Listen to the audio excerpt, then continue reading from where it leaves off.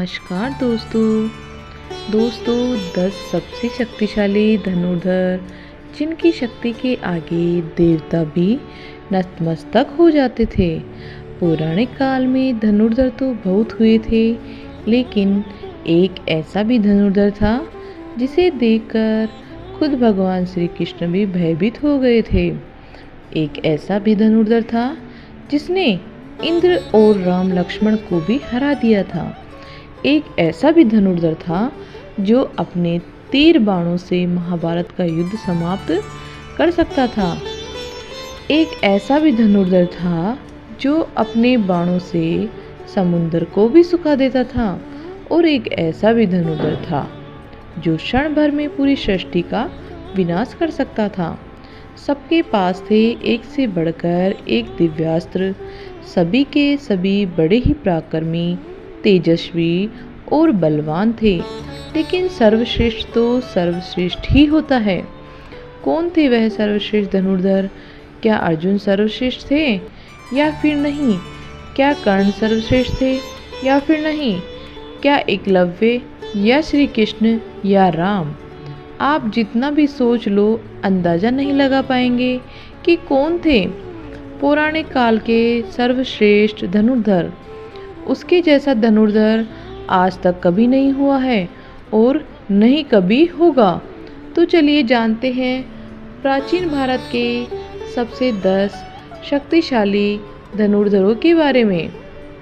लेकिन उससे पहले यदि आप लोग महादेव और प्रभु श्री राम को सच्चे दिल से मानते हैं तो इस वीडियो को लाइक और हमारे चैनल को सब्सक्राइब करना ना भूलें। और साथ ही साथ सच्चे दिल से कमेंट बॉक्स में लिखें जय श्री राम और हर हर महादेव। दोस्तों, नंबर 10 पर आते हैं गुरु द्रोणाचार्य।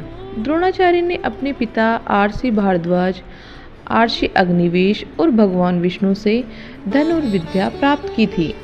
और जब महेंद्र पर्वत पर भगवान परशुराम अपना सब कुछ ब्राह्मणों को दान कर रहे थे, तब द्रोणाचार्य उनके पास पहुंचते हैं और उनसे संपूर्ण दिव्यास्त्रों का ज्ञान प्राप्त करते हैं। उन्होंने ही कौरवों और पांडवों को शस्त्र चलाना सिखाया था। कुरुक्षेत्र के युद्ध में भीष्म पितामह के बाद गुरु द्रोण कौरवों के सेनापति बने थे। उन्होंने महाभारत युद्ध के 15 दिन तक पांडव सेना पर कहर बरसाया था। उन्होंने राजा विराट, कुंती, भोज, द्रौपद, सत्यजीत, संकल्प जैसे 25 महारथी को अकेले ही मार गिराया था। युद्ध के दौरान द्रोण ने जो चक्र बनाया था उसमें फंसकर ही वीर अभिमन्यु मारे गए थे। जब तक उनके हाथ में शस्त्र था उन्हें परास्त करना असंभव था। इसलिए पांडव छल से उनको मारने के लिए विवश हो गए थे। दोस्तों, नंबर 9 पर हैं भीष्म पितामह। गंगा पुत्र भीष्म यह एक अकेले ऐसे योद्धा थे जिन्होंने उस समय पृथ्वी पर हस्तिनापुर को अपराजित कर दिया था। उन्होंने अपने जीवन में बड़े बड़े युद्ध लड़े। कई बार तो दुश्मन की पूरी सेना पर भी अकेले ही भारी पड़ जाते थे। जब कुरुक्षेत्र का युद्ध शुरू हुआ था तब पितामह भीष्म कौरवों के प्रथम सेनापति बने थे। रोज अकेले भीष्म पितामह 10,000 सैनिकों को मार दिया करते थे। भीष्म पितामह के बाणों से आगे पांडव पक्ष का कोई भी योद्धा ठीक नहीं पाया।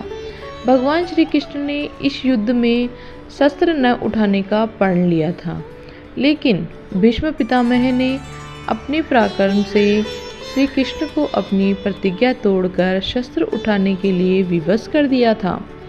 भगवान श्री कृष्ण जानते थे कि भीष्म पितामह को नियमानुसार युद्ध करके परास्त करना असंभव था। इसलिए शिखंडी को सामने रखकर अर्जुन ने भीष्म पितामह को बाणों की शैया पर सुला दिया था। दोस्तों, नंबर 8 पर है अर्जुन। गुरु द्रोण की दृष्टि में अर्जुन थे सर्वश्रेष्ठ धनुर्धर। गुरु द्रोणाचार्य ने अर्जुन को अपने सारे अस्त्रों का ज्ञान दिया था। अर्जुन के धनुष की टंकार से ही दुश्मन अधमरे हो जाते थे। अर्जुन के पास देवताओं के सारे दिव्यास्त्र थे।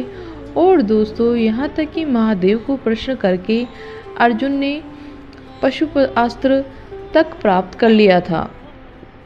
अर्जुन अपने दोनों हाथों से बाण चला सकते थे। द्रौपदी स्वयंवर में कर्ण को छोड़कर सभी धनुर्धर जहां विफल हो गए थे, वहां अर्जुन ने बहुत ही आसानी से लक्ष्य को भेद दिया था। खांडव वन में अर्जुन ने देवराज इंद्र तक को परास्त कर दिया था। जिन निवासी कवच राक्षसों को रावण भी हार नहीं पाया था, उन्हें अर्जुन ने परास्त कर दिया था। तो दोस्तों, इसके बाद के धनुर्धरों के बारे में अगले भाग में बताएंगे। तो दोस्तों, आपको वीडियो कैसी लगी कमेंट करके हमें ज़रूर बताएं और बेल आइकन को ज़रूर दबा के रखें, ताकि जैसे ही इसका अगला भाग आएगा तो उसका नोटिफिकेशन आप सभी को सबसे पहले मिल सके। Thank you so much.